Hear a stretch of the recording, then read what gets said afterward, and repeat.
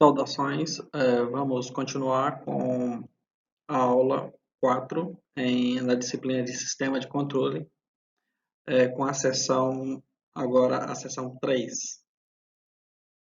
Como vimos, então, o capítulo 4 trata da modelagem matemática de sistemas fluídicos e sistemas térmicos. Na seção anterior vimos sistemas de nível de líquidos e agora vamos ver sistemas pneumáticos. Sistemas pneumáticos.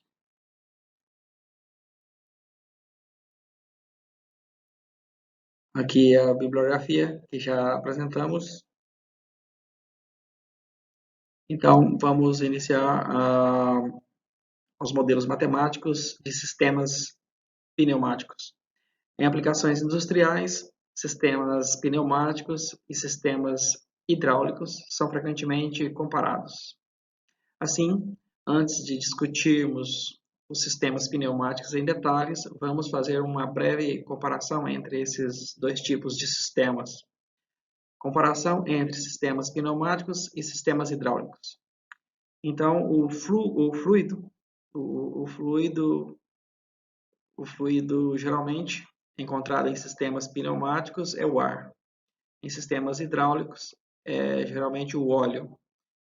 E estas são, principalmente, as diferentes propriedades dos fluidos envolvidos que caracterizam a diferença entre os dois sistemas.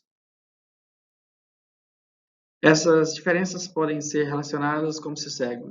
Primeiro, o ar e gases, né? Ar e gases são compressíveis, enquanto o óleo não é, exceto em altas pressões. 2. O ar não tem a propriedade de lubrificação e geralmente contém vapor de água. O óleo tem a função de fluido hidráulico e também de lubrificante. 3. A pressão de operação normal dos sistemas pneumáticos é bem mais baixa que a dos sistemas hidráulicos. 4. A potência de saída dos sistemas pneumáticos é consideravelmente menor que a dos sistemas hidráulicos. 5. A precisão dos atuadores pneumáticos é insatisfatória em baixas velocidades, enquanto a precisão dos atuadores hidráulicos pode ser satisfatória, qualquer que seja a velocidade.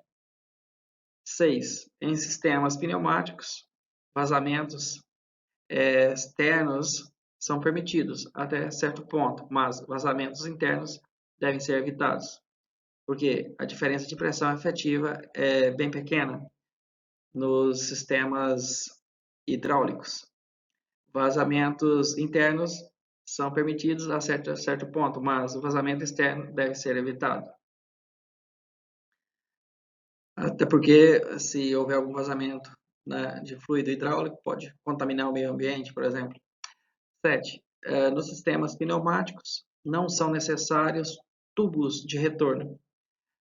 Quando for utilizado o ar, ao passo que nos sistemas hidráulicos, eles são sempre necessários para retornar o óleo, né? 8. A temperatura normal de operação para os sistemas pneumáticos varia de 5 graus Celsius a 60 graus Celsius, ou seja, entre 41 Fahrenheit a 140 Fahrenheit.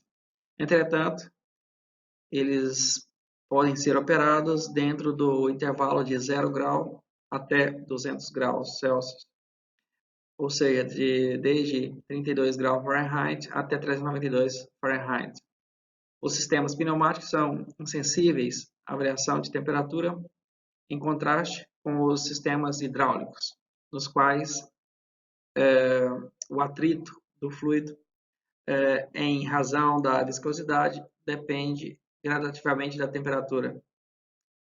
A temperatura de operação normal para os sistemas hidráulicos varia de 20 graus a 70 graus, ou seja, de 68 graus, equivalente em Fahrenheit a 158 graus Fahrenheit. 9. Os sistemas pneumáticos são a prova de fogo e de explosão, enquanto os sistemas hidráulicos não o são, a menos que seja utilizado um líquido não inflamável. Então, vamos analisar os sistemas pneumáticos.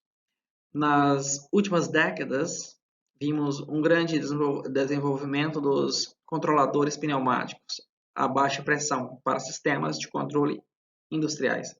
E hoje em dia, eles são extensivamente utilizados em processos industriais. As razões dessa ampla aceitação incluem o fato de eles serem prova de explosão e por sua simplicidade e fácil manutenção. Resistência e capacitância de sistemas de pressão. Assim como vimos a resistência e capacitância em reservatórios, né? Então, ou movimentação de líquidos, né? Em fluidos. Aqui também vamos ver muitos processos industriais e controladores pneumáticos envolvem o fluxo de gás ou ar ao longo de tubos conectados a recipientes de pressão. Então, aqui na letra A, temos um diagrama esquemático de um sistema de pressão. Então, aqui temos uma pressão de entrada P barra mais PI, né, de entrada, né, PI, P minúsculo. Aqui existe um orifício menor que representa uma resistência para o fluxo de ar. E aqui o fluxo Q, o fluxo de ar. E aqui temos um P barra mais P0, que é o valor de saída. Saída no sentido, né, no valor que a gente busca controlar ou medir, né? E aqui temos o reservatório, que indica uma capacitância, né? B, aqui nessa curva, indica a diferença de pressão versus, ou ΔP, versus o fluxo Q, Qzinho. E essa inclinação, no caso, assim como dos reservatórios, indicam uma reservatório de líquidos, né? Indica uma resistência R. Então, R é igual ao ΔP, ou a diferença de pressão dividido pelo ΔQ.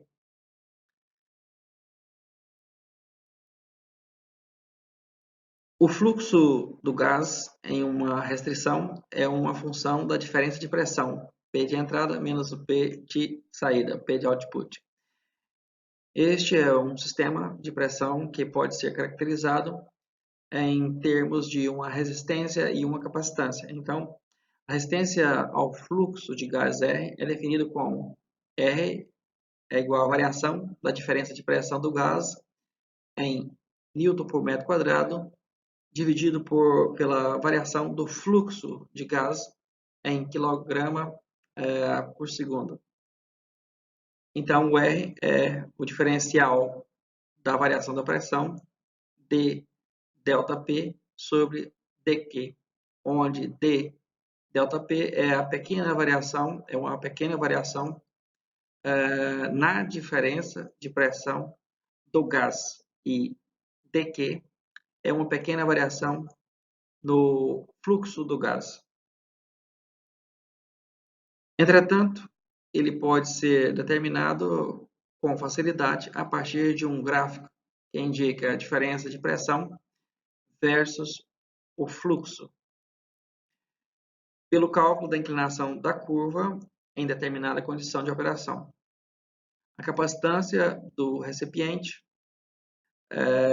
de pressão pode ser definida por C é a variação na quantidade de gás armazenado em quilograma, dividido pela variação na pressão do gás, dada em Newton por metro quadrado. Então, aqui temos a repetição do gráfico, né? Então, a capacitância é igual a dm, que é um diferencial de massa, né? Dividido por dp, que é a variação da pressão, diferencial de pressão. Entretanto, como sabemos, um diferencial de massa é igual ao volume vezes um diferencial da densidade, né? Então, podemos substituir o dm pelo volume dρ, né? dρ dp, onde ρ é provavelmente a densidade. Então, como foi dito, né, pela equação, C que é a capacitância, dada pela unidade quilograma vezes metro quadrado dividido por Newton, dm dp é igual a V dρ dp. Então, onde m é a massa do gás em quilograma, P é a pressão do gás em Newton por metro quadrado, e V é o volume do recipiente em metros cúbicos. E ρ é a densidade em quilograma por metro cúbico.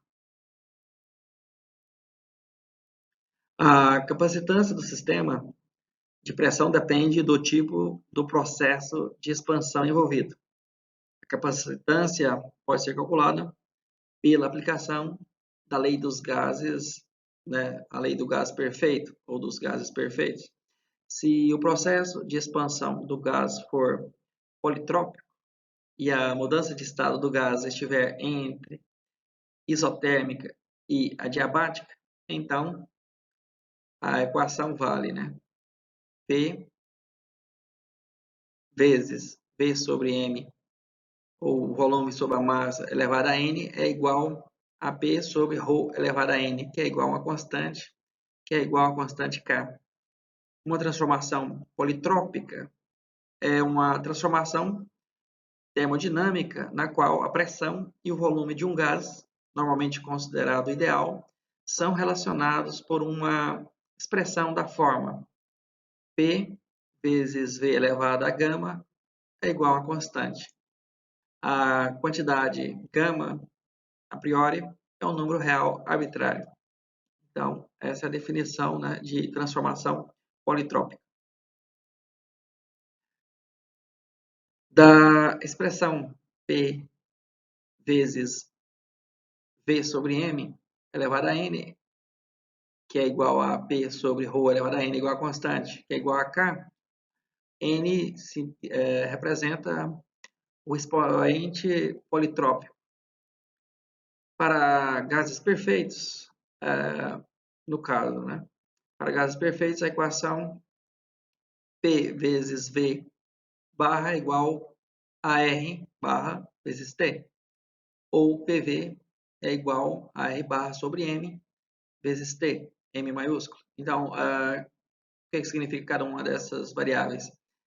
P, nesse caso, é a pressão absoluta em Newton por metro quadrado. V barra significa o volume ocupado por 1 mol de um gás, dada em metros cúbicos por quilograma vezes mol. R maiúsculo barra significa a constante universal do gás, dada em metros vezes Newton por quilograma vezes mol vezes Kelvin vezes K. E T maiúsculo, a temperatura absoluta em Kelvin. V minúsculo aqui é o volume específico do gás em metros cúbicos por quilo. E M maiúsculo é o peso molecular do gás por mol, ou quilograma por mol, quilograma por quilograma vezes mol.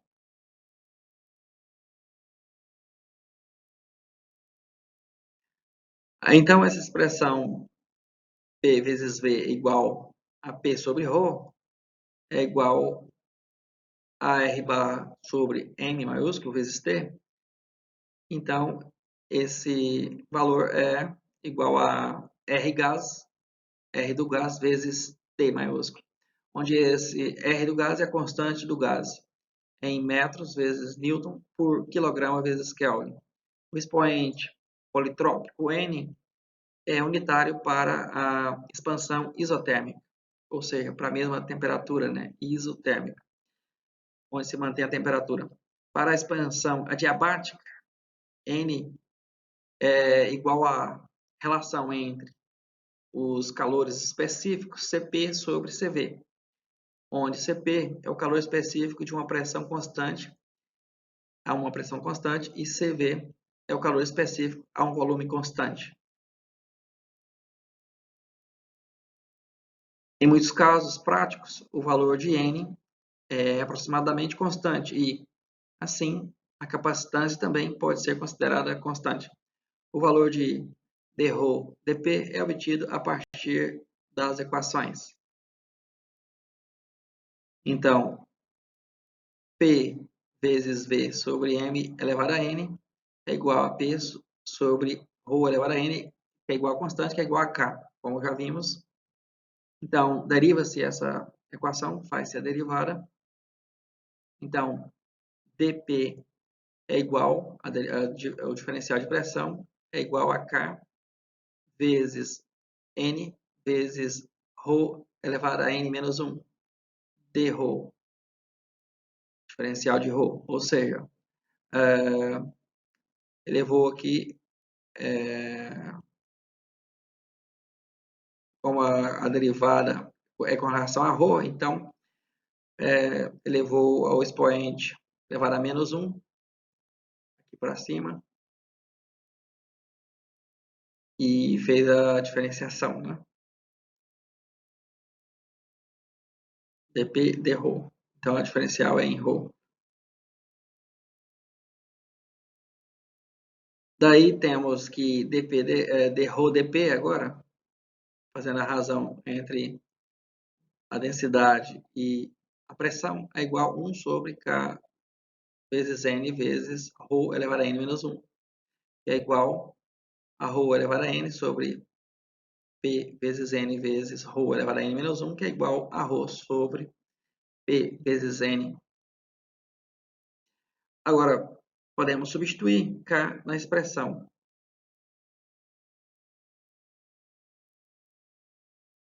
A expressão aqui de P sobre ρ elevado a N. Então, aqui da expressão, PV é igual a P sobre ρ, que é igual, ao final, a constante do gás vezes T. Então, substituindo, obtemos que dρ dP é igual a 1 sobre NR do gás vezes T. Substituindo aqui o valor de dρ dP. E agora, a partir da capacitância do gás, C é igual a dm dP, que é igual a V dρ dP, em função da densidade do gás, temos, conforme podemos ver, fazendo a substituição, então podemos escrever a capacitância em função da derivada do diferencial da densidade com relação à pressão. Então, a capacitância do gás pode ser dada por V sobre N vezes R do gás vezes T. A capacitância de dado recipiente será constante se a temperatura permanecer constante. Em muitos casos práticos, o expoente politrópico é aproximadamente 1 até 1,2 para gases em recipientes metálicos sem isolamento. Então, essa capacitância é semelhante à capacitância de um reservatório de líquido, né? Onde é constante quando a seção transversal é constante. Sistema de pressão. Considere o sistema da figura 4.4a. Se admitirmos apenas pequenos desvios nas variáveis a partir de seus respectivos valores em regime permanente, então esse sistema pode ser considerado linear. Então, como vimos, a representação inicial, aqui temos um sistema de pressão, com pressão de entrada e aqui uma pressão de saída, PI e PO, e um fluxo através de uma resistência, fluxo de gás. Pode-se definir, então, como P barra, né, como sendo a pressão do gás no recipiente em regime permanente, antes de terem ocorrido mudanças na pressão dada em Newton por metro quadrado. PI é indica uma pequena variação na pressão do gás no fluxo de entrada, dada em Newton por metro quadrado. PO indica uma pequena variação na pressão do gás no recipiente, dada em Newton por metro quadrado. V é o volume do recipiente, dado em metros cúbicos, e M é a massa do gás no recipiente, dada em quilograma. Q minúsculo é o fluxo do gás, dado em quilograma por segundo, e ρ é a densidade do gás, dada em quilograma por metro cúbico.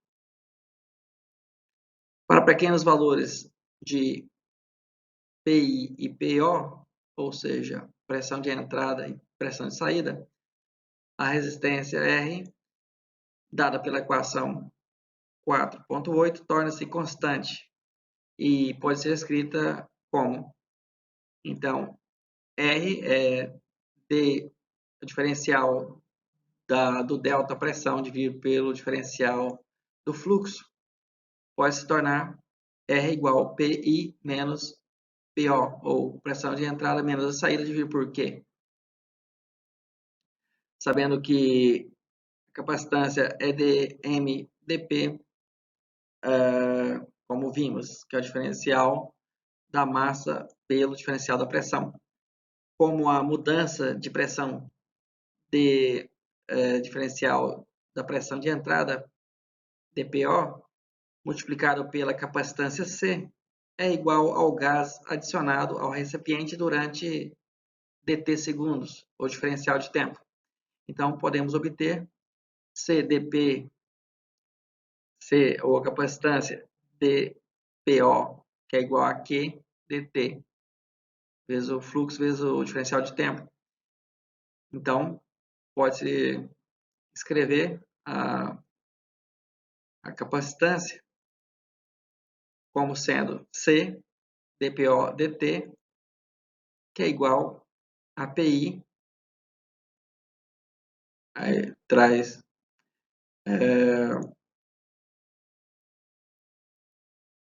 aqui.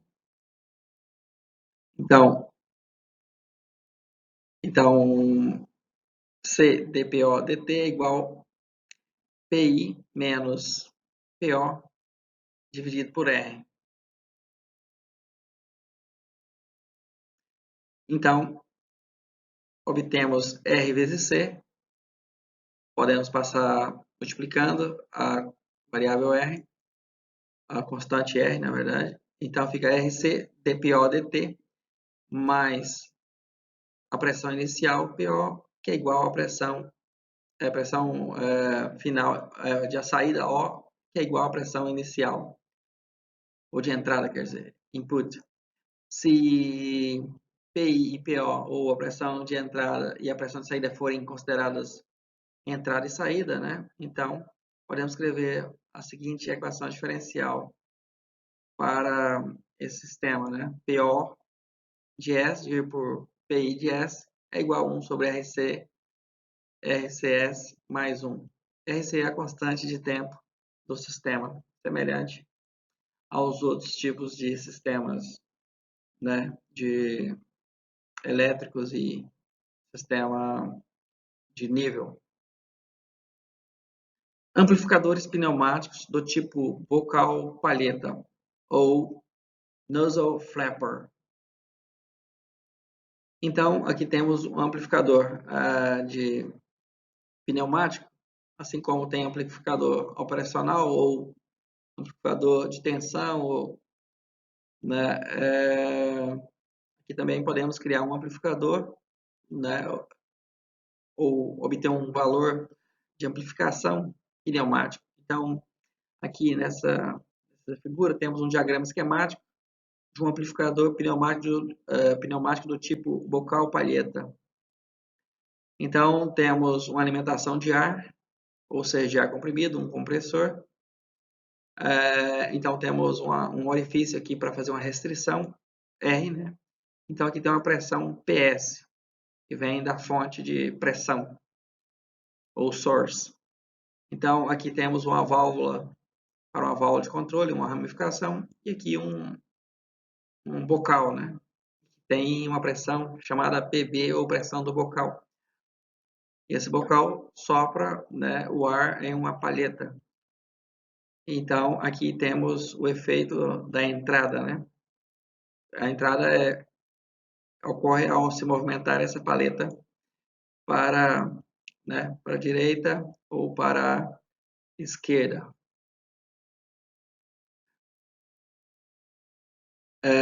Então, desse sistema, obtemos uma curva, né? Uma curva da pressão do bocal em função da distância x, aqui, distância x. Então, essa curva é característica, né, uma curva característica que relaciona a contrapressão do bocal e a distância bocal-palheta.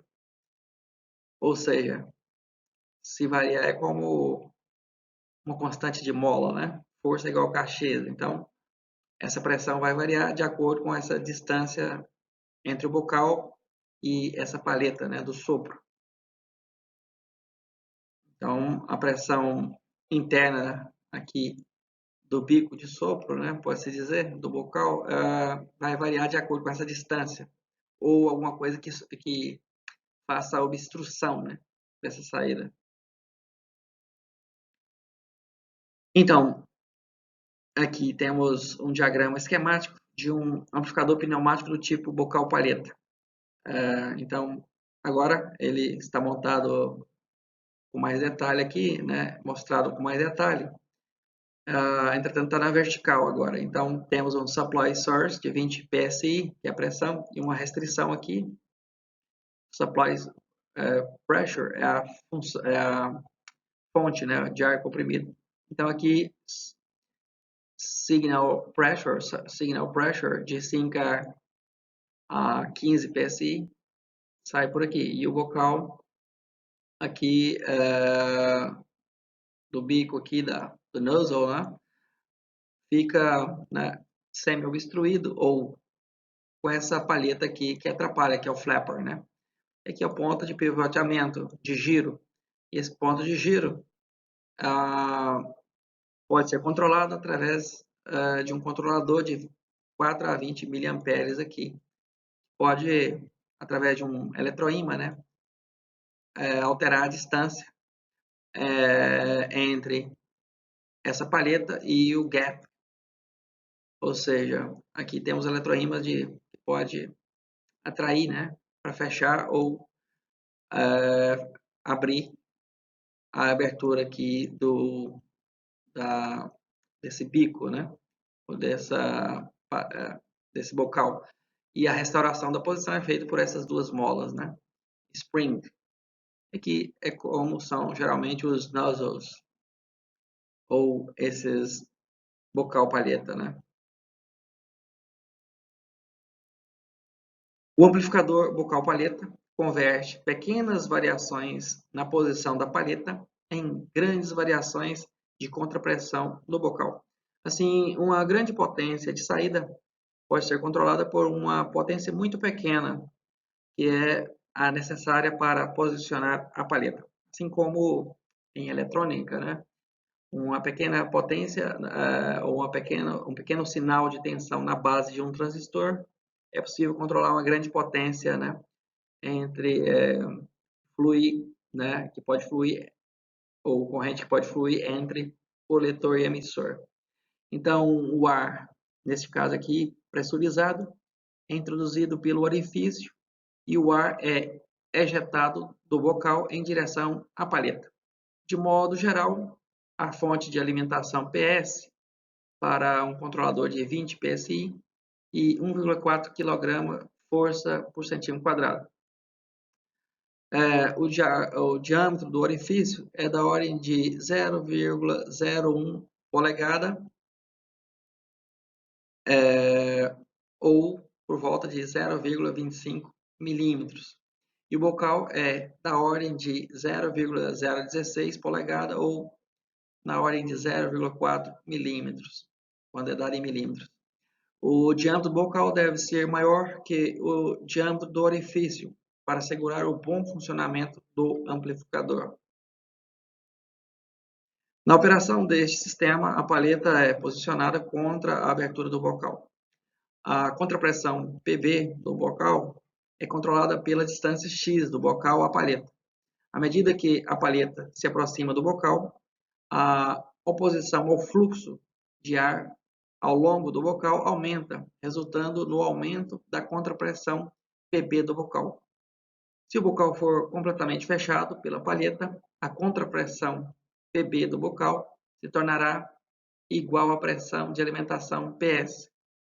Se a palheta se distanciar do bocal, de modo que a distância bocal-palheta seja grande, da ordem de 0,01 polegada, então não haverá praticamente restrição ao fluxo e à contrapressão PB do bocal.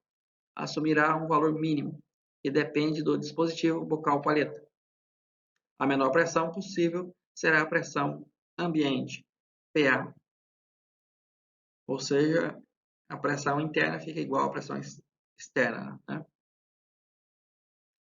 Note que, em virtude de o jato de ar aplicar uma força contra a palheta, é necessário que o diâmetro do bocal seja o menor possível. A parte mais inclinada e quase linear da curva é efetivamente utilizada na operação de amplificador bocal-palheta, nessa região mais linear, né? Em virtude de o intervalo de deslocamento da palheta ser restrito a um pequeno valor. A variação na pressão de saída também é pequena, a menos que a curva seja muito inclinada. Então, de acordo com essa curva característica, né, da pressão aqui, né, a contrapressão do bocal e o diâmetro da palheta, né, e a distância da bocal-palheta. Então, à medida que vai alterando a distância, através do eletroímã, né, vai reduzindo a pressão à medida que aumenta a distância, até no máximo chegar igual à pressão atmosférica externa, né, PA. E aqui a pressão mínima, né, a pressão mínima é PA, né, igual da atmosfera e atmosférica. E no máximo, claro, igual à pressão da fonte, né, ou do compressor, que é PS, quando o bocal estiver totalmente obstruído pela palheta, né. O amplificador bocal-palheta converte o deslocamento em um sinal de pressão. Como os sistemas de controle de processos industriais requerem grandes saídas de potência para operar grandes válvulas atuadoras pneumáticas, geralmente a amplificação de potência do amplificador bocal-palheta é insuficiente. Como consequência, frequentemente é necessário utilizar um relé pneumático como amplificador de potência em conjunto com o amplificador bocal-palheta. O que são os relés pneumáticos? Na prática, em um controlador pneumático, um amplificador bocal-palheta age como um amplificador de primeiro estágio e um relé pneumático como um amplificador de segundo estágio. O relé pneumático é capaz de controlar uma grande quantidade de fluxo de ar. Então, aqui nesse diagrama, temos o diagrama do relé do tipo com escape, ou seja, ele permite que o ar que vem da fonte de alimentação escape para a atmosfera, então por esse caminho aqui. A contrapressão PB do bocal aqui é que faz o acionamento do relé de pressão, ou seja, o objetivo é que a pressão da fonte chegue aqui, passe por aqui para a válvula de controle, ou seja, como há pouca restrição para que a pressão da fonte PS source chegue ao controle aqui, ó. Então, como não tem quase nenhuma restrição, então ao ocorrer o acionamento aqui através da pressão PB, que aciona esse diafragma aqui, e essa força é transferida até essa mola que recua com esse sistema de ponta aqui que obstrui esse furo. Então, quando ele recua, permite a passagem por aqui do fluxo de ar. Então, a pressão PS chega aqui nessa parte da válvula de controle, ou seja, a pressão PC fica quase que com o mesmo valor da pressão da fonte. Entretanto, quando está um intervalo aqui, né, onde há uma folga, que uma parte da pressão pode vazar por aqui e chegar na pressão atmosférica, né, até essa pressão PA, através daqui. Agora, nesse outro diagrama aqui, temos um relé do tipo sem escape. Então, esse relé de pressão tem o objetivo de transferir, né, também a pressão da fonte, quase que integralmente, para essa saída aqui, para a válvula pneumática. Entretanto, como o compartimento aqui é constituído por retentores aqui sanfonados, que não permite a passagem, né, direta, porque tem dois retentores aqui do tipo sanfona, né? Não permite a passagem do ar da fonte aqui de alimentação diretamente para a saída para a atmosfera, porque tem aqui uma cunha, né, de obstrução do furo, que também fica, né, conectada a uma sanfona, também um objeto tipo sanfona, né? Então reduzido, então fica reduzida essa vazão para a atmosfera, né? Então é sem escape, como podemos observar aqui, praticamente, né, fica isolado. Conforme a contrapressão aqui PB do bocal aumenta, a válvula do diafragma se move para baixo, aqui se move para baixo. A abertura para a atmosfera diminui e a abertura para a válvula pneumática de controle aumenta. Desse modo, aumenta a pressão PC, que é essa pressão aqui, que vai né, para a válvula de controle. Quando a válvula do diafragma fecha, fecha a abertura para a atmosfera, então a pressão de controle PC torna-se igual à pressão de alimentação PS. Então, quando a válvula aqui obstrui, quando ela aperta aqui, quando há uma pressão aqui, essa válvula fica obstruída, esse ponto, né, esse furo de conexão com a atmosfera. Então, e aqui há uma abertura dessa outra válvula que permite o ar chegar, né, aqui a válvula de controle. Quando a contrapressão PB diminui, então quando ela reduz esse compartimento aqui, quando reduz a pressão desse compartimento aqui em cima, essa parte aqui, quando reduz essa pressão, então há um recuo desse dispositivo aqui.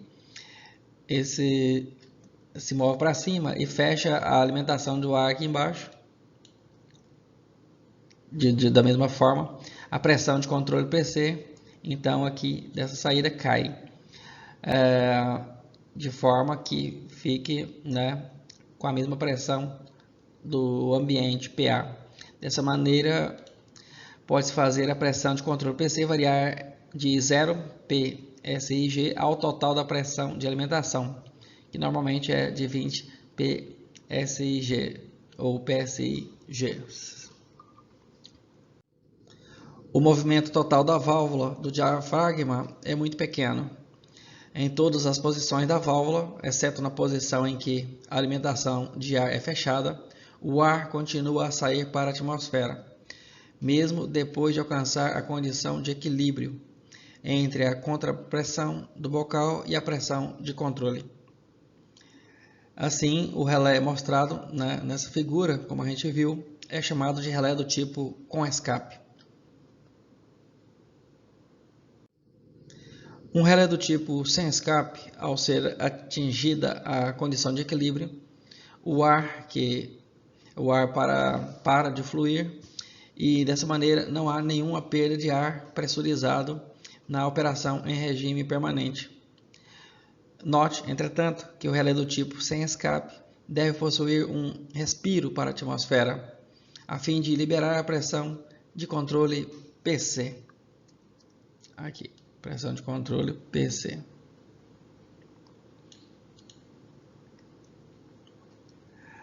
Da válvula atuadora pneumática. Então, esse aqui é o diagrama, que a gente já viu do relé do tipo sem escape.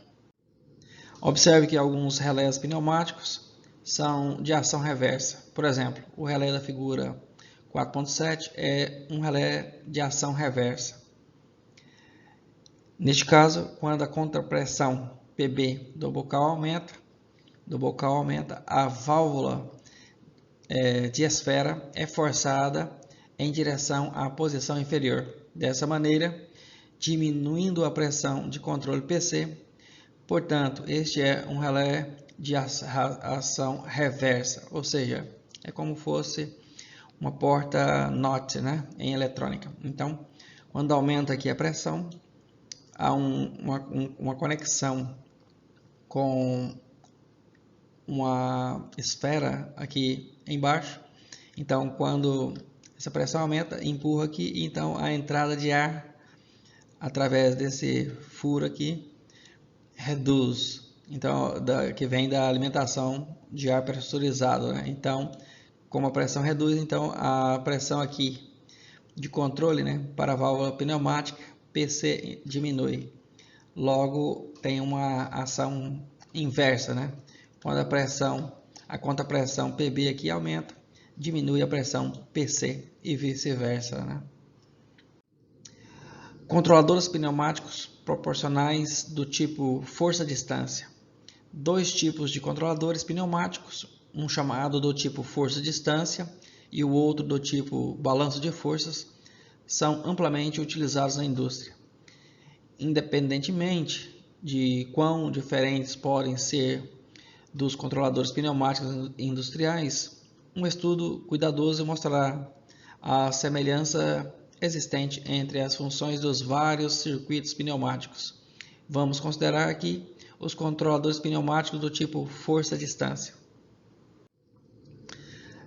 Então aqui temos um diagrama de um controlador de força-distância.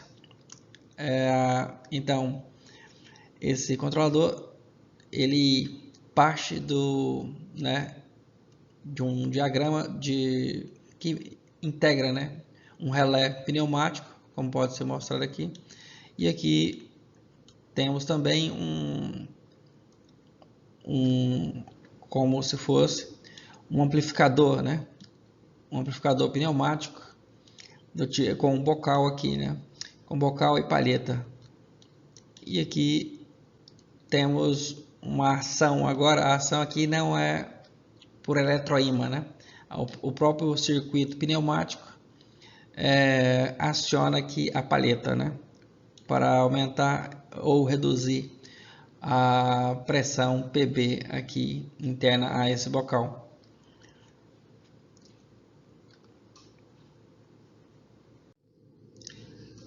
A operação desse controlador, mostrado na figura 4.8, é como se segue.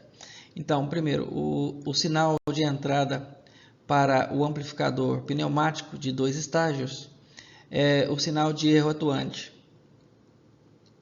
Sinal de erro atuante. Aqui é o sinal de erro atuante para realizar o controle, como o sinal de erro de um controlador, né, eletrônico ou com amplificador operacional. O aumento desse sinal de erro atuante move a palheta para a esquerda. Aqui o ponto A. Aqui, move ela para a esquerda. Este movimento, como consequência, aumentará a contrapressão do bocal.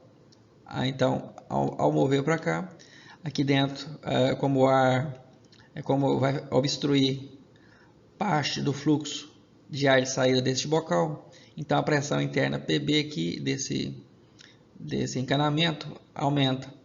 Logo, aciona aqui o relé pneumático, e o relé pneumático libera, né, a pressão que venha também de outra fonte pneumática aqui, de forma que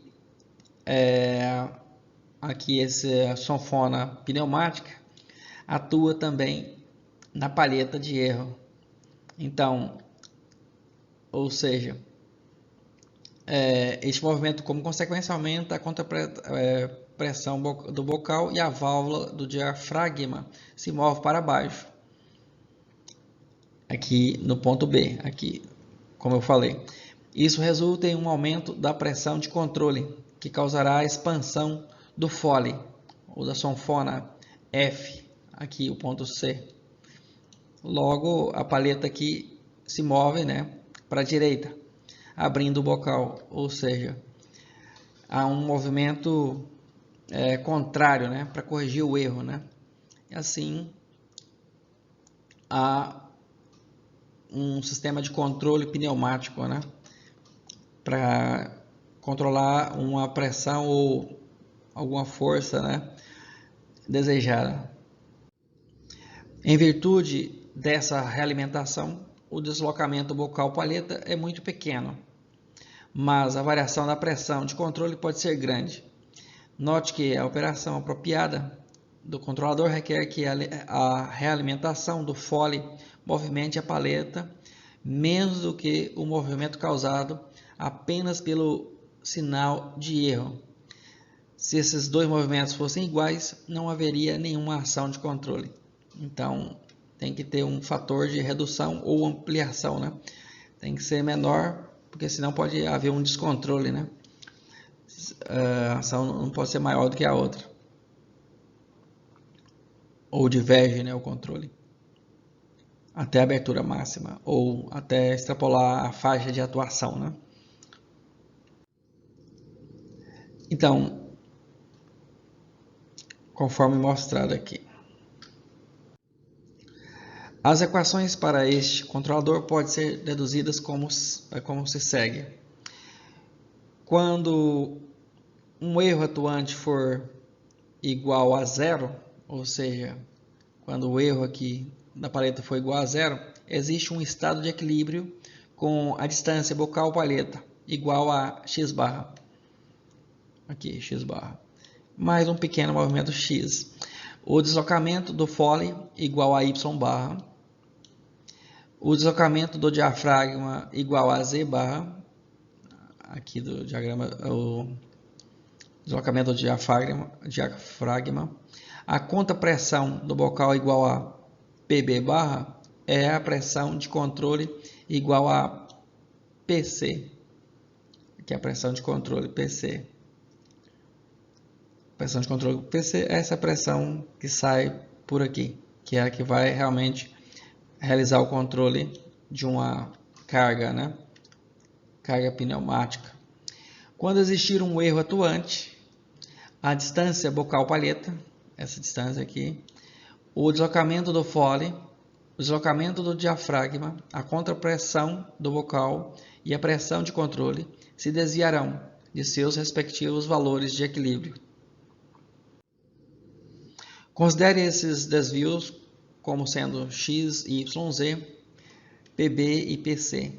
São os pequenos valores aqui adicionados, né, ao lado dessas variáveis, respectivamente. A direção positiva para o deslocamento de cada variável é indicado no diagrama pela orientação das setas. Então, cada seta aqui indica a variação positiva, o deslocamento positivo.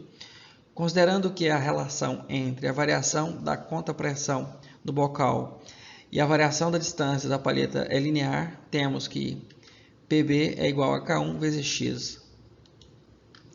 Então é o amplificador, né? Essa relação aqui é para esse amplificador pneumático, onde K1 é a constante positiva para a válvula diafragma. A K1 é a constante positiva. Agora, para a válvula diafragma, temos PB é igual a K2 vezes Z, que é essa aqui, a válvula diafragma. Ou seja, uma relação linear também, onde K2 é uma constante positiva.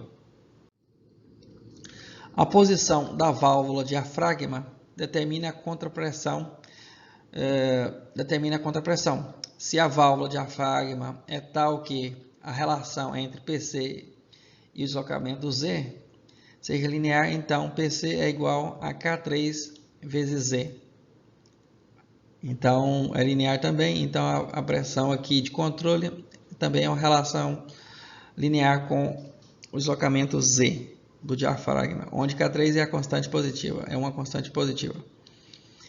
Então temos que, como PC é igual a K3 vezes Z, podemos substituir Z nessa equação e escrever uma nova relação aqui, que PC é igual a K3 sobre K2 vezes PB, que também pode ser escrito, que pode ser igual a K1, agora reescrevendo a expressão usando agora o deslocamento X do amplificador. Então PB, como PB é igual a K1 vezes X, então podemos substituir a constante PB, a variável PB, a pressão PB aqui nessa expressão, que vamos obter essa expressão K1 vezes K3 sobre K2 vezes X. Então podemos reescrever as constantes K1 vezes K3 sobre K2 como uma nova constante, essa constante K aqui, que também é uma constante positiva. Para a palheta, como existem dois pequenos movimentos, um movimento E e um movimento Y, um do erro aqui e outro do movimento Y aqui do Foley, em direções opostas, podemos considerar esses movimentos separadamente e somar seus resultados em um deslocamento X resultante. Então X, então aqui primeiro o movimento, o pequeno erro, as distâncias envolvidas, a distância de pivotamento, né? Aqui nessa posição, na posição A, tem uma distância A até o bico aqui e a distância B até o fole, né? A extremidade aqui do fole. Então esse deslocamento forma, né, uma relação linear que é B sobre A mais B vezes o E, dessa forma. Então esse valor menos o deslocamento Y, que ocorre embaixo, que vai ocorrer também no ponto de pivotamento, né? Então esses valores é A sobre A mais B vezes Y. Isso vai resultar em um movimento, em um diagrama desta forma, né? Que na verdade representa isso aqui, a composição dessas duas equações, dessas duas funções, que é x é igual a b sobre a mais b vezes z, menos a sobre a mais b vezes y. O Foley age como uma mola, de acordo com a equação a seguir. Então, A vezes PC, ou a área vezes a pressão PC de controle, é igual a KS vezes Y, onde A é a área efetiva do Foley e KS é a constante de mola equivalente. Isso é equivalente à elasticidade da parte corrugada do Foley. Ao supor que todas as alterações das variáveis ocorram dentro de um intervalo linear, podemos obter um diagrama de blocos para esse sistema a partir das equações.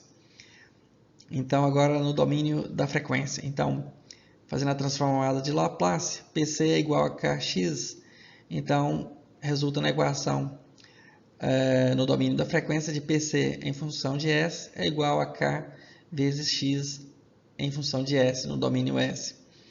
E essa equação aqui, que envolve o erro e o deslocamento Y, a equação de X é igual a esse valor aqui resulta em x de S é igual a B sobre A mais B vezes E de S menos A sobre A mais B vezes Y de S. E essa outra equação, que relaciona a área com a pressão de controle, e essa constante Ks vezes Y resulta nessa outra equação no domínio da frequência, que é A vezes PC de S é igual a K vezes X de S. Agora, é possível representar esse diagrama, essas equações, através de um diagrama em blocos, né?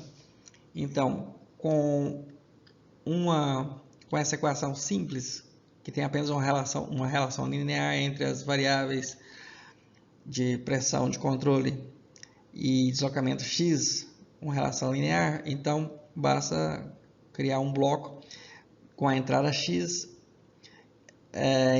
que multiplica uma constante k no bloco, que resulta na pressão PC no domínio S. A equação do deslocamento x também pode ser escrita desta forma aqui, ou seja, então temos um resultado x, do deslocamento x no domínio S, que é agregado através de um somador. Então, a entrada, o erro ES, ou erro atuante, no domínio S, multiplica por um bloco, esse bloco B sobre A mais B, e Y passa por um bloco de multiplicação, A sobre A mais B também. E essa terceira equação pode ser representada da mesma forma como a primeira foi representada, apenas com a constante K, e a constante K é A sobre Ks, como vimos nas equações anteriores. Agora podemos fazer interconexões e colocar os blocos de forma que eles fiquem aptos a serem conectados pelos sinais mais próximos, né, e semelhantes nos dois blocos.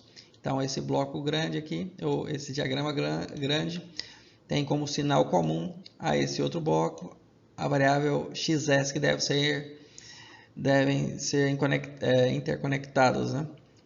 E aqui esse diagrama também, que é um diagrama de realimentação, que podemos reverter, né? Que fica dessa forma, agora depois de reverter. Podemos ver agora com clareza que o controlador pneumático dessa figura é por si só um sistema com realimentação, como era de se esperar, né? Então tem aqui o sinal ES, que é o sinal do erro atuante, e aqui a malha de realimentação para a saída da pressão de controle.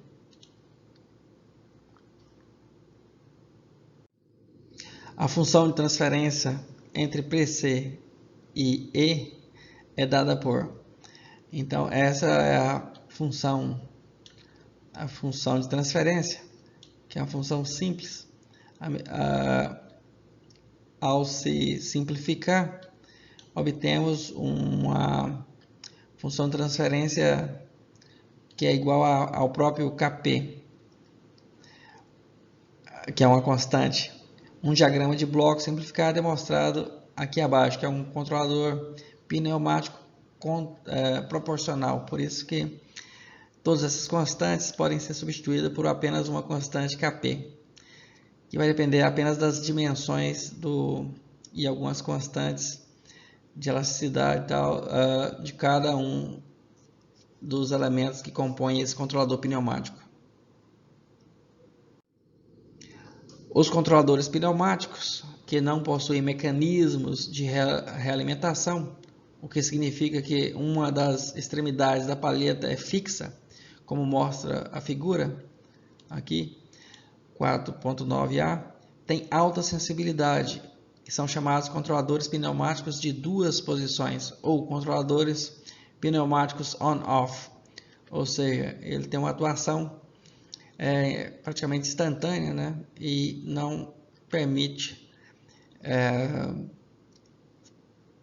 um equilíbrio intermediário, né, entre as pressões da fonte source e da pressão atmosférica.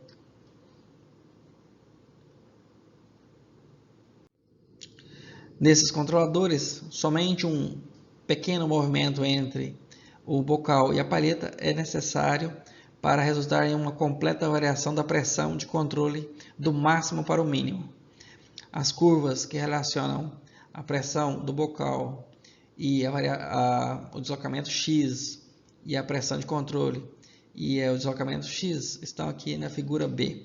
Então aqui está a pressão do bocal em função de X e aqui a pressão de controle em função do movimento X, né, do espaço X.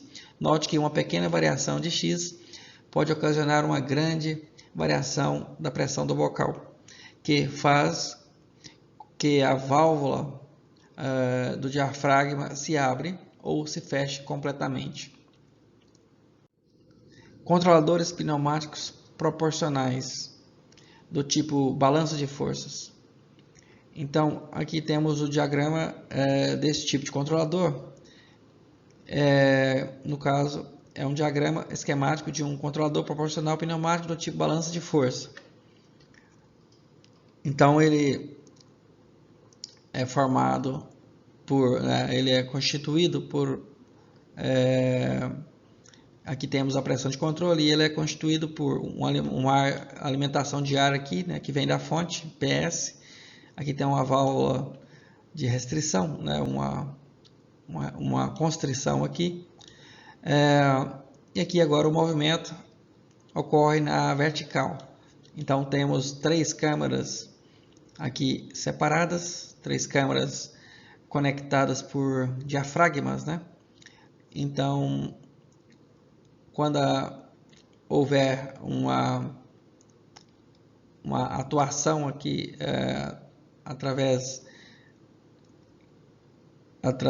do a pressão, aqui temos a pressão de saída, aqui através da pressão de referência, né? Então vamos ter agora uma pressão que serve como parâmetro de entrada, né, para ser seguida, né?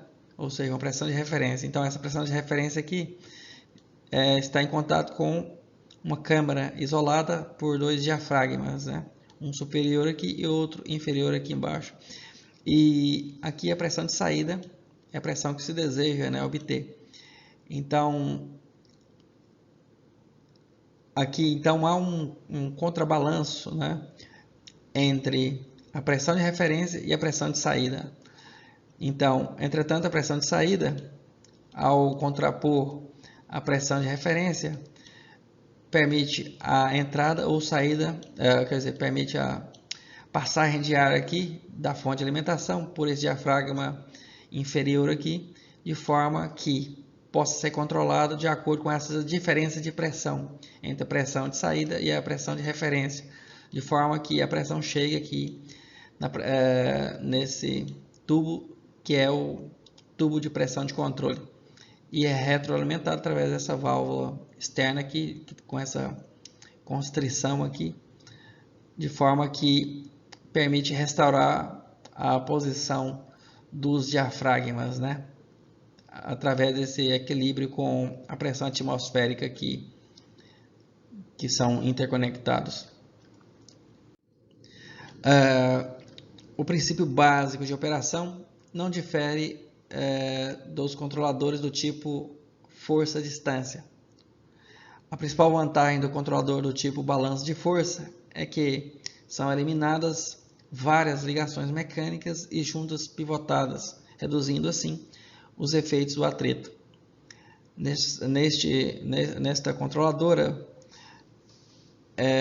a pressão de entrada de referência aqui, né, entrada de referência, e a pressão PO de saída que é essa aqui, são injetadas em grandes câmaras com diafragma. Note que o controlador pneumático de balanço de força opera somente com sinais de pressão. Assim, é necessário converter a entrada de referência e a saída do sistema nos sinais de pressão correspondentes.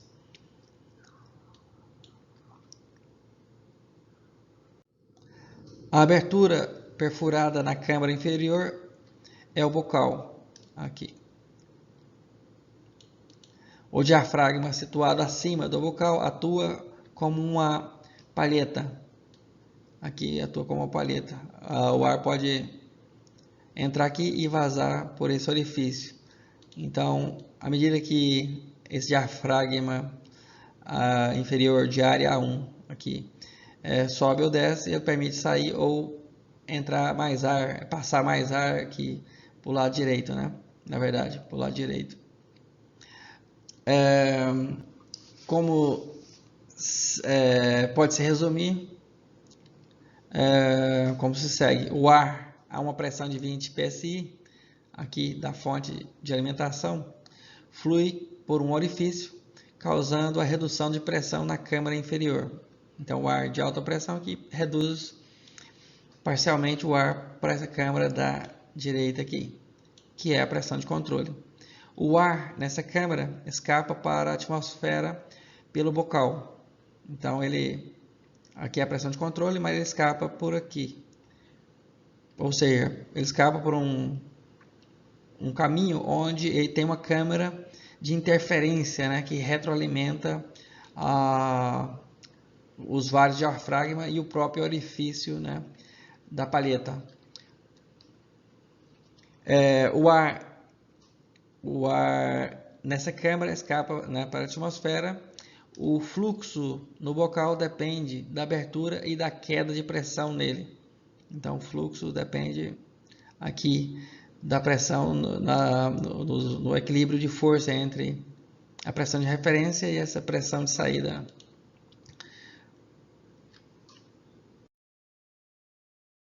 Um aumento na pressão de entrada de referência, PR, a pressão que é aplicada aqui entre esse diafragma aqui superior aqui da área 1 e o diafragma da área 2, enquanto a pressão de saída PO de output, que é a pressão dessa câmara aqui, permanece a mesma, faz que a haste da válvula seja movida para baixo. Então a haste move para baixo, diminuindo a abertura entre o bocal e o diafragma da palheta. Aqui reduz essa abertura. Isso faz que a pressão de controle PC aumente. A pressão aqui que vai ser levada para controle. Então seja PE é igual PR menos PO. Se PE é igual a zero, existe um estado de equilíbrio com a distância entre o bocal e a palheta, que é a distância x maiúsculo barra, né? X barra, e a pressão de controle é igual a XC barra, PC barra, que é a pressão de controle aqui na saída. Neste estado de equilíbrio, P1 é igual a PC barra vezes K, onde K é menor que 1. E X barra maiúsculo é igual a alfa vezes PC barra vezes a área 1. Como é pressão vezes a área, então é uma força, né? Dimensionalmente é uma força. Menos PC vezes K vezes a área 1, onde alfa é a constante, é uma constante. Vamos supor que PE é diferente de zero e definir pequenas variações na distância entre o bocal e a palheta e na pressão de controle, como X e PC, respectivamente. Assim, obtemos a seguinte equação. Então aqui temos uma equação grande, que x1 barra mais x minúsculo é igual a alfa vezes uma expressão entre colchetes, que é uma expressão na dimensão força, né? PC barra mais PCzão barra mais P minúsculo C vezes a área 1 tem uma dimensão de força, menos PC barra mais PC minúsculo, entre parênteses, vezes K vezes A1, também tem uma dimensão de força, naturalmente, menos PE vezes A2 menos A1, que também tem uma dimensão de força. Combinando as duas últimas equações, obtemos o valor de x minúsculo, que é essa aqui. Podemos substituir, né, essa aqui nessa aqui e obter essa expressão de x minúsculo, que é uma pequena variação na abertura da palheta, né, que é igual a alfa vezes PC vezes 1 menos K vezes área 1 menos PC vezes área 2 menos área 1.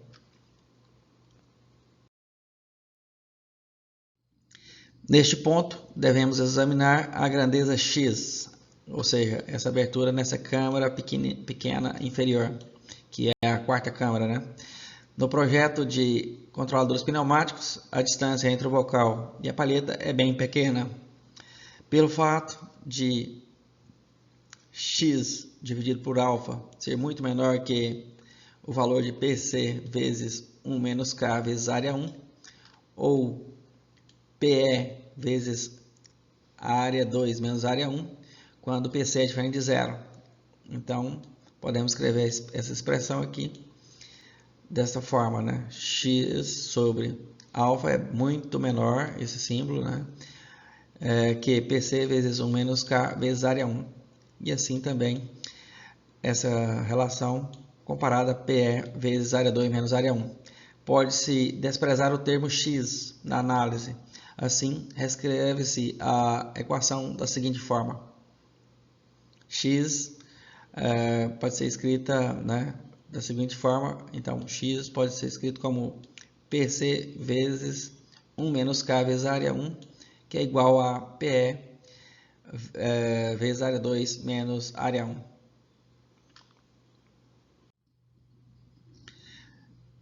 PC vezes 1 menos K vezes área 1 é igual a PE vezes área 2 menos área 1. E a função de transferência entre PC e PE se torna no domínio S.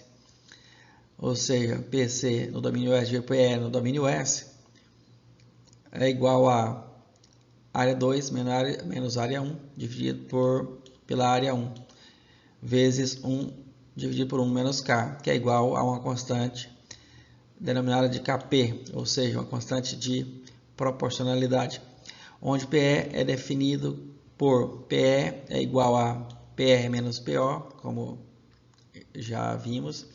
Este controlador é um controlador proporcional. O valor de ganho Kp aumenta conforme K se aproxima da unidade. Observe que o valor de K depende dos diâmetros dos orifícios dos tubos de entrada e de saída da câmara de alimentação. O valor de K minúsculo aproxima-se da unidade à medida que a resistência ao fluxo no orifício de entrada da câmara diminui. Agora vamos analisar válvulas atuadoras pneumáticas. Uma característica dos controladores pneumáticos é que praticamente todas empregam válvulas atuadoras. Uma válvula atuadora pneumática pode produzir uma grande potência de saída. Na prática, as válvulas atuadoras pneumáticas possuem características que podem não ser lineares, isto é, o fluxo pode não ser diretamente proporcional à posição da haste da válvula e podem existir também outros efeitos não lineares, como esterese. Suponha que a área do diafragma seja A conforme está mostrando aqui a figura 4.11. Suponha também que, quando o erro atuante for zero, a pressão de controle seja igual a PC barra e o deslocamento da válvula seja X. Então, aqui temos um diafragma, né? Temos uma área aqui e o deslocamento aqui está indicado aqui X barra mais X minúsculo na vertical. E aqui uma mola restauradora de constante K. Considere pequenas variações das variáveis e linearize a dinâmica da válvula atuadora pneumática. A pequena variação na pressão de controle e o deslocamento correspondente da válvula como PC e X, respectivamente.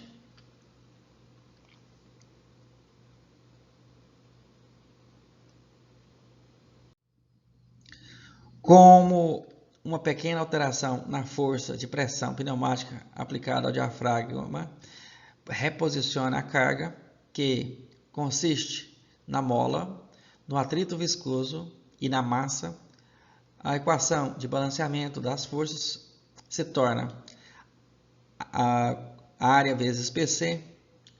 Então, a área vezes PC tem a dimensão de força, que é igual a massa vezes a derivada segunda da posição, mais B vezes a derivada primeira, X da posição, mais Kx, que é a força da mola, onde a massa M é a massa da válvula e da haste da válvula em conjunto, né, que é o conjunto que vai acelerar. B é o coeficiente de atrito viscoso e K a constante da mola. Então temos uma equação de segunda ordem. Se a força devida à massa e ao atrito viscoso for desprezível, então a última equação pode ser simplificada para a área vezes PC, que é a pressão de controle, que tem uma dimensão de força, se iguala à força da mola, né? K vezes X.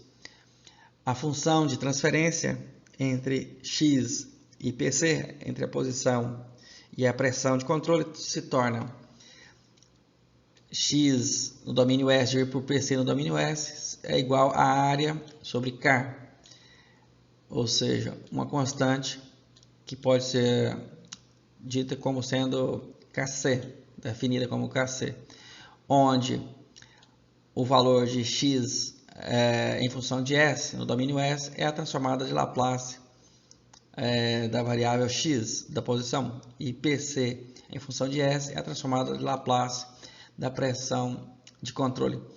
Se o fluxo de entrada QI, a variação do fluxo na válvula atuadora pneumática for proporcional a X, a variação no deslocamento da haste da válvula será então QI de S maiúsculo no domínio S dividido pela posição X de S no domínio S é igual a KQ, onde QI de S em função de S no domínio S é a transformada de Laplace do fluxo de entrada QI e KQ é uma constante. A função de transferência entre QI e PC se torna QI de S dividido PC de S é igual a KC vezes KQ, que é igual a KV, ou seja, KV pode ser definido como uma nova constante, resultando do produto da constante Kc e Kq. A pressão de controle padrão para esse tipo de válvula atuadora pneumática fica entre 3 e 15 psig. O deslocamento da haste da válvula é limitado pelo movimento do diafragma, que é de apenas poucos centímetros. Se o movimento mais amplo for necessário, pode ser empregada uma combinação de êmbolo e mola. Nas válvulas atuadoras pneumáticas, a força de atrito estático deve ser limitada a um baixo valor, de modo que não resulte em uma esterese excessiva. Em virtude da compressibilidade do ar, a ação de controle pode não ser positiva, isso é, pode existir um erro no posicionamento da haste da válvula. O uso de um posicionador de válvula resulta na melhoria do desempenho da válvula atuadora pneumática. Princípio básico para a obtenção da ação de controle derivativa. Assim como os controladores elétricos, eletrônicos, que usam amplificador operacionais, então temos ações proporcionais, ações derivativas e integrativas dos controladores P e D. Então, a mesma coisa pode ser obtida através de controladores pneumáticos. O princípio básico para a geração de uma ação de controle desejada é inserir o inverso da função de transferência desejada no ramo de realimentação, aqui no ramo H. Para o sistema mostrado na figura, a função de transferência de malha fechada, como já sabemos, é essa, ou seja, a saída C sobre a referência R no domínio S é igual à função de transferência G de ramo direto dividido por 1 mais G vezes H. Se o módulo de G em função de S vezes H em função de S é muito maior que 1, então a razão de C sobre R pode ser modificada, né, para 1 sobre H. Ou seja, basta fazer o limite, né, do produto G de S, H de S tendendo ao infinito, né, que vamos obter uma razão que depende só de H, né, 1 sobre H, a razão da saída pela referência.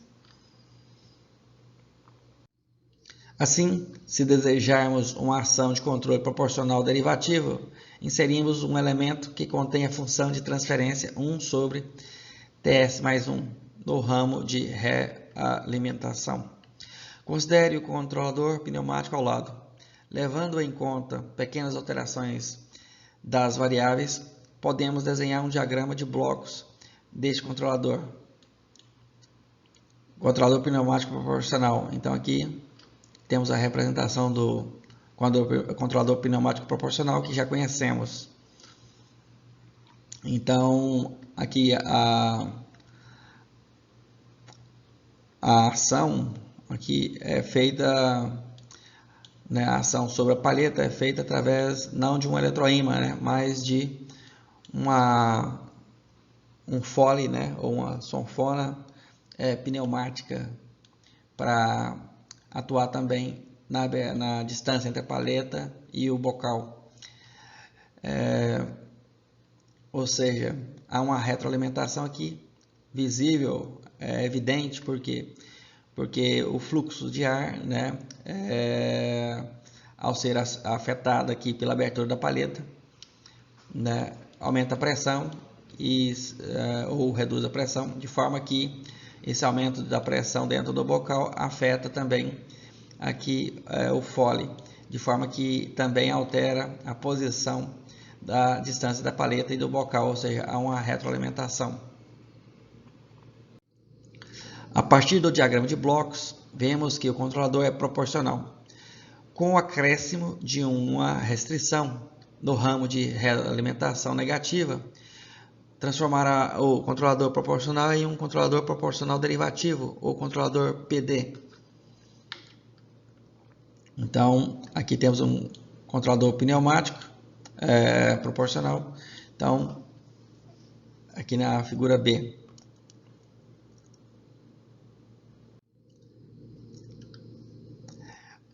Considere o controlador pneumático da figura ao lado. Agora, suponha novamente pequenas variações do erro atuante, da distância entre o bocal e a palheta e da pressão de controle. Podemos resumir as operações deste controlador como se segue. Então, aqui coloca-se uma restrição antes do fole, né, para obter a função desejada. Para uma pequena variação do erro, a variação da pressão de controle PC será instantânea. A restrição R impedirá momentaneamente que o fole de realimentação perceba a variação de pressão PC. Então, quando varia a pressão PC, ao alterar a distância da paleta, então agora a ação ou o reflexo dessa alteração no fole, que muda a posição da própria paleta, tem um atraso. Como atraso é um efeito derivativo, então naturalmente se consegue o efeito derivativo, por isso que o controle se torna proporcional derivativo, assim como os controladores elétricos.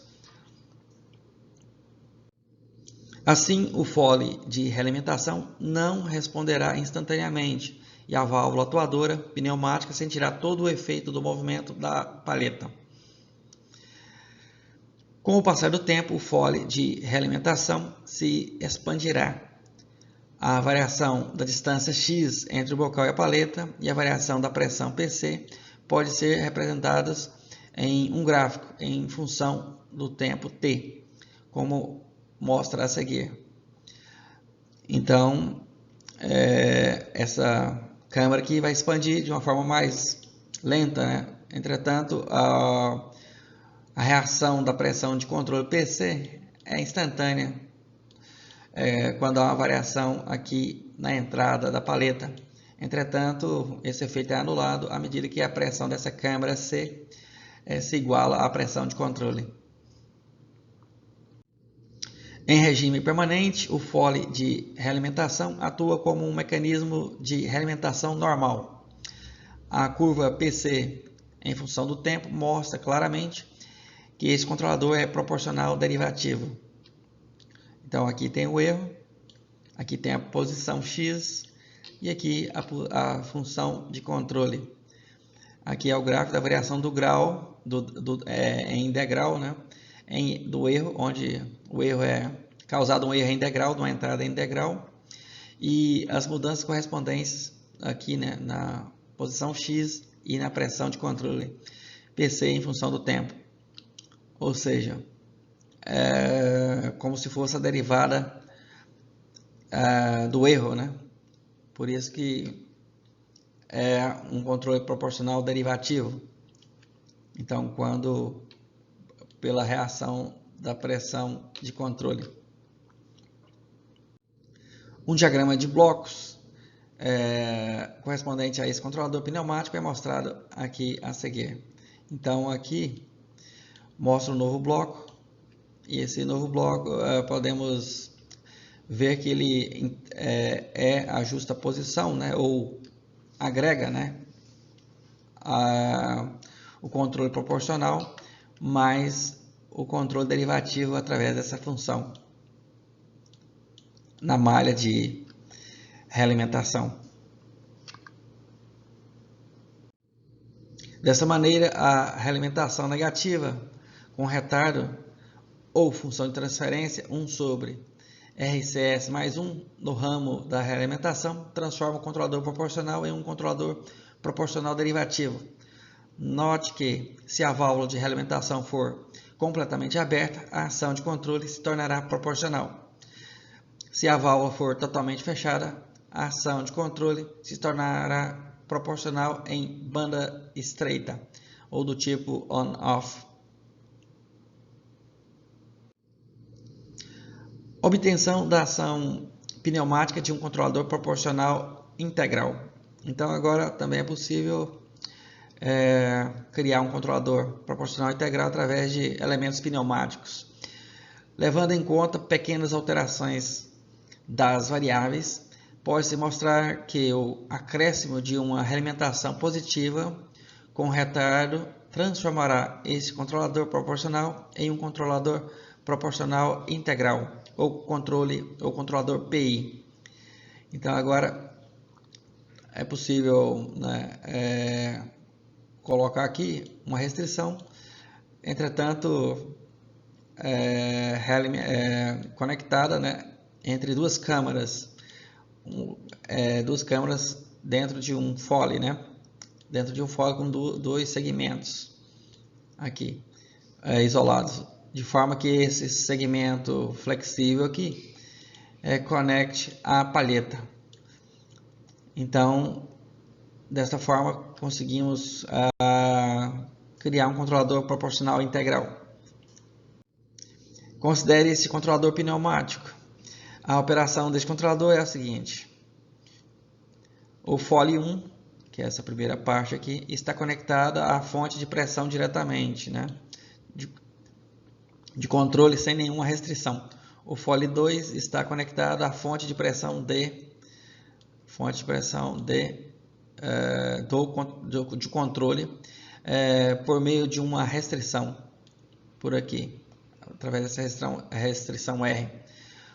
Supomos agora que haja uma pequena variação em degrau, né, no erro atuante. Então, esse erro atuante aqui na palheta, né, pode haver uma variação em degrau. E qual vai ser o efeito? Isso ocasionará uma mudança na contrapressão no bocal instantaneamente. Aqui há uma mudança de pressão dentro do bocal, que é todo esse encanamento, né? E todo esse encanamento. Em virtude da restrição da válvula no percurso do fole 2, haverá perda de pressão pela válvula. Com o decorrer do tempo, o ar fluirá pela válvula, de modo que a mudança da pressão do fole 2 alcance o valor da pressão de controle. Então, como aqui vai haver uma mudança de pressão, então instantaneamente há uma mudança de posição aqui da palheta. Entretanto, à medida que o ar entra pela restrição, volta a existir um equilíbrio, né? Na câmara 2. Assim, o fole 2 se expandirá ou se contrairá com o passar do tempo, de modo que produzirá um movimento adicional da palheta, no sentido do deslocamento original e conforme essa figura. Então, a entrada em degrau do erro, então há um movimento X, e a pressão de controle vai aumentando linearmente aqui, aproximadamente linear. E isso ocasionará uma variação contínua da contrapressão de controle do bocal. Observe que a ação de controle integral do controlador vai cancelando de maneira lenta o efeito da realimentação fornecida originalmente pelo controle proporcional. Um diagrama de blocos deste controlador para o caso de alterações pequenas das variáveis é mostrado aqui nessa figura. Então, agora esse controlador tem dois ramos, né, paralelos. Tem um ramo direto e um ramo de realimentação aqui. Esse ramo é de realimentação que tem a variável aqui, e aqui outro ramo paralelo aqui. Poderia ser colocado em apenas um somador aqui, né, sem problema algum. A simplificação do diagrama de blocos resulta nesse diagrama aqui. Então, pode-se fazer alguma alteração daqueles ramos em paralelo e criar um novo ramo, um novo diagrama dessa forma aqui, com essas mudanças, que vamos obter um diagrama semelhante e mais simplificado. A função de transferência desse controlador é dada por essa equação aqui, né? Essa função, ou seja, PC do controle, a pressão de controle sobre o erro, sobre E, é dado por essas constantes aqui, dividido por 1 menos esse valor aqui. Ou seja, onde K é uma constante, A é a área do fole e Ks é a constante da mola equivalente dos foles combinados. Se esse termo aqui for muito maior do que a unidade, nessa equação, o que normalmente é o caso, a função de transferência pode ser simplificada para PC em função de S sobre E de S no domínio S é igual a Kp vezes 1 mais 1 sobre Ti vezes S, onde Kp é BK de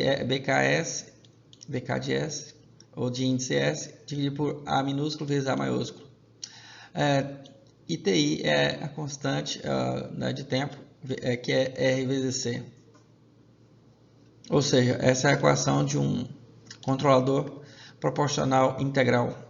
Porque 1 sobre S, né, representa a transformada Laplace de uma integral. Obtenção da ação pneumática de controlador proporcional integral derivativo. Então, uma combinação de controladores pneumáticos resulta em um controlador proporcional integral derivativo ou um controlador PID, assim como os controladores em eletrônica ou elétricos, né? Então, com relação ao anterior, acrescentamos apenas uma restrição, uma nova restrição aqui, RD. E aqui, então, podemos agora ter um controlador pneumático com as 3 constantes de controle, né? Devido a crescer essa restrição RI aqui e essa restrição aqui RD.